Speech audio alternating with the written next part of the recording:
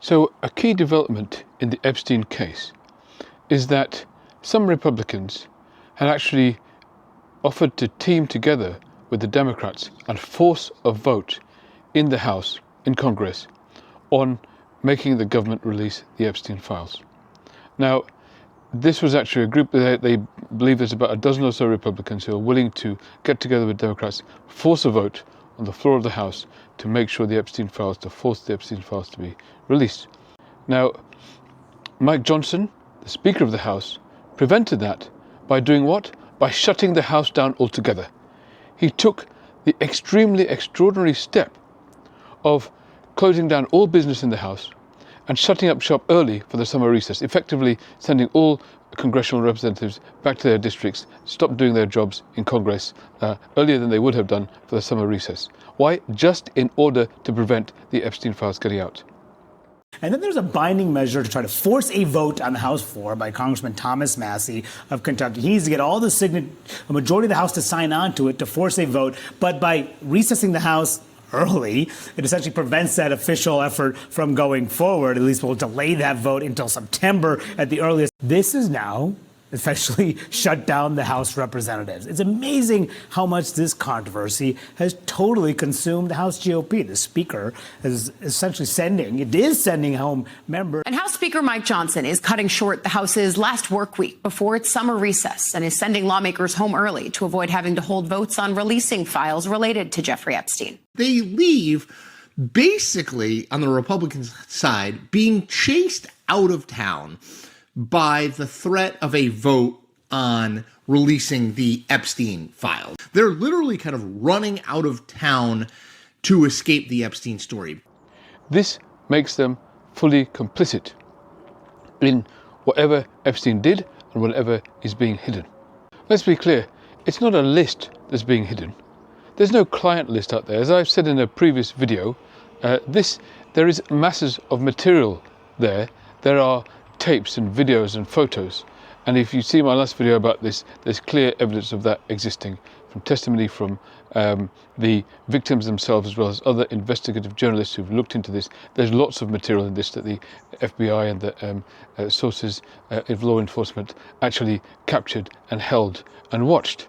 So it's out there, but it's not a list, it's not a client list. Somebody whose job is blackmailing people doesn't have a list like a menu and that he gives to people and then has a list of clients who then buy from that menu. There's no client list. That's a red herring. It's probably deliberately propagated in order for people to be able to deny it and say, no, there's no list. Well, there is no list, but there's masses of data. There's masses of files of footage out there. And again, see my last video to see that. And the reason why this matters is because these are, of course, crimes. They're heinous crimes. And the reason why this matters to me and leads me to speak up about it is because, you see, this is the very essence of my day job. You know, I'm a psychiatrist, and the vast majority of what I do is look after people who've experienced trauma earlier in their life. And much of the time, in fact, most of the time, that trauma is often of a sexual nature. There's often been sexual abuse in people's lives which brings them into mental health services. And that's why I wanted to talk about the impact of sexual abuse in this video and the crime to which the leadership of the Republican House is now complicit. Because, you see, what happens when somebody who is a child, who isn't a fully formed adult, is abused sexually in this way, is that not only is it a physical violation, but it's a deep psychological wound. This deep psychological wound is the thing that lasts for years and years and potentially decades and a lifetime of that person. It's like a bomb goes off in their psyche. You see, the abuser is committing an act of violence in which they actually look upon the person they're abusing in the most derogatory possible way. They look at them not even as human, as objects, not even as objects, but as sort of receptacles of their hatred. There's deep animosity involved because it's about power, it's about overpowering somebody, it's about harming and hurting somebody, and it's about getting gratification from that perverted act. And when you do that, when you look upon that person in that way with such intensity and ferocity and violence, that absorbs into that young person's psyche, because the young person hasn't fully developed, their sense of self yet, and it becomes a part of their sense of self. they actually start believing that about themselves.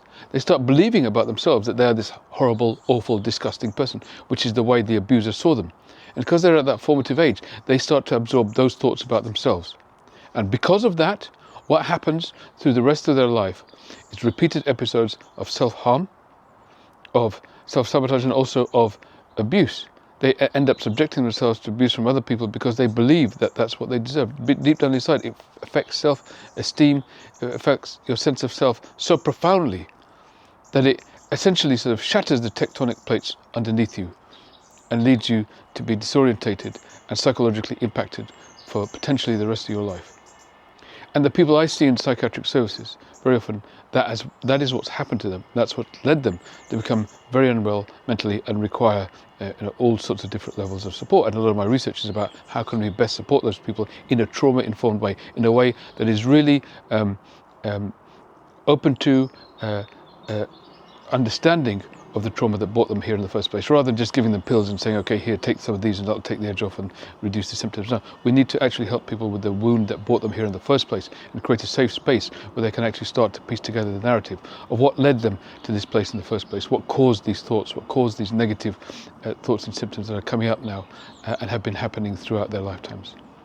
That's my research and that's my day job. But this is why I feel so passionately that this kind of abuse has to be brought to light, because the first thing we need to do for the victims is to show to them that we believe them, they are credible, they are human beings worthy of respect, and we respect them by showing that we are going to take their complaint seriously, we are going to bring the evidence to light, and we are going to prosecute and bring to justice those people who committed this abuse. That's one of the most important therapeutic things we can do for these people. That's one of the most important restorative things we can do for people who've experienced abuse. And what the House leadership did today is become complicit in that abuse by shutting down the entire House of Representatives in order to prevent any possibility of these tapes, this evidence against these perpetrators coming out. Because, as I've said in a previous video, Epstein wasn't the only perpetrator. He wasn't the only predator. He was the predator of the predators. It's the predators themselves, however, that have got off scot-free here. And that's what is being hidden, and that's what is causing the rightful outrage throughout the public on behalf of the victims to whom justice has not been done. And that cannot be allowed to stand. I hope you enjoyed the video.